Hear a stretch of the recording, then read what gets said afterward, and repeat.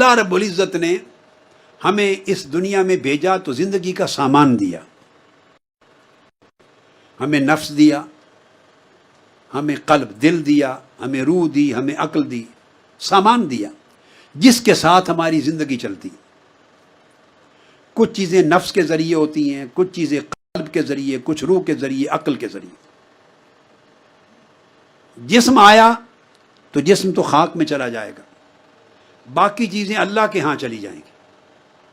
جب آپ قبر میں رکھیں گے میت کو تو جسم خاک سے آیا تھا اور خاک میں چلا جائے گا، مل کے گھل کے ختم ہو جائے گا۔ روح اللہ کی طرف سے آئی تھی، اللہ کی طرف جانی۔ آپ ایک روح پر ہی کنسنٹریٹ کر لیں نا تاکہ آپ کو سمجھنا آسان ہو جائے۔ جسم اور روح دو چیزیں ہیں۔ جسم آپ آنکھوں سے دیکھتے ہیں، آپ مٹی میں رکھاتے ہیں، مٹی میں مٹی ہو جاتا ہے، ایک عرصے کے بعد ختم ہو جاتا ہے، خاک بن جاتا ہے۔ روح نہیں خاک ہوتی، روح اللہ کے ہاں چلی جاتی۔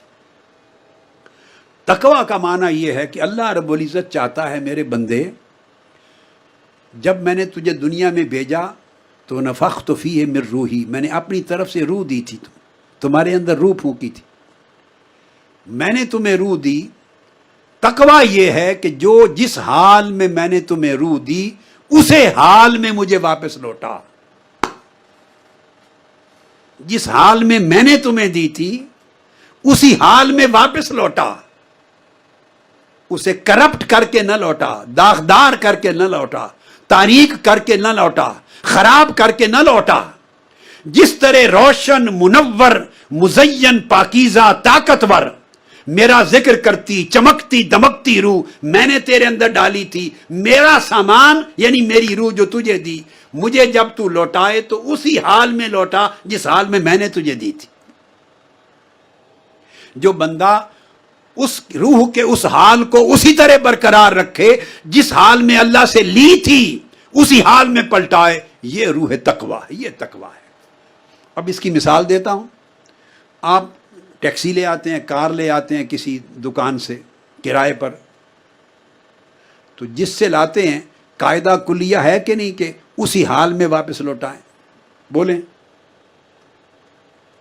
حتیٰ کہ اگر اس نے ڈیزل اور پیٹرول ڈالا ہوا تھا ٹینکی میں تو جتنا ڈیزل اور پیٹرول لے کے آئے تھے، اور اگر خرچ ہو جائے تو اپنی طرف سے ڈال کے اتنا ڈیزل یا اتنا پیٹرول پورا کر کے کار لوٹاتے ہیں۔ ایسا ہوتا ہے یا نہیں؟ ورنہ مالک کہتا ہے اگر کار کو آپ توڑ دیں، نقصان کر دیں، کہیں ڈینٹ لگا دیں تو آپ کو پے کرنا پڑ جاتا ہے۔ وہ پے کرنے کو عذاب کہتے ہیں، وہ سزا ہے۔ مالک سے جو چیز آپ استعمال کے لیے لاتے ہیں قاعدہ ہے کہ وہ چیز واپس اسی حالت میں لوٹاتے ہیں۔ اگر خراب ہو گئی تو اس پر سزا ہوتی، جرمانہ ہوتا ہے۔ اس طرح بندے، اللہ نے آپ کو عقل دی پاکیزہ جوہر کے طور پر، اور اگر وہ کرپٹ کر دی، آپ نے خواہش کر دی، منفی کر دی، اس کو مکار بنا دیا، عیار بنا دیا، اس کو بے ایمان بنا دیا، کرپٹ کر دیا، اللہ قبول نہیں کرے گا۔ فرمایا میں نے یہ عقل تو نہیں دی تھی، مجھے اس حال میں پاکیزہ عقل لوٹا، جس حال میں پاکیزہ روح دی تھی اسی حال میں لوٹا، جس حال میں نفس دیا تھا اسی حال میں لوٹا، جیسا دل دیا تھا اسی طرح روشن دل واپس لوٹا۔ لہذا جس بندے کو یہ فکر رہے کہ مجھے اللہ نے یہ امانتیں دی ہیں، میں تو کرایہ دار ہوں، میں تو استعمال کر رہا ہوں، اللہ نے استعمال کے لیے دی ہیں، مالک نہیں بنایا۔ اگر ہم مالک ہوتے تو جیسے چاہتے مس یوز کرتے، کوئی پوچھنے والا نہیں تھا، مگر ہم تو کسی شے کے مالک ہی نہیں ہیں۔ ہمیں تو امانت دی ہے استعمال کرنے کے لیے، مالک تو مولا ہے، جس نے دیا اسی کو جانا۔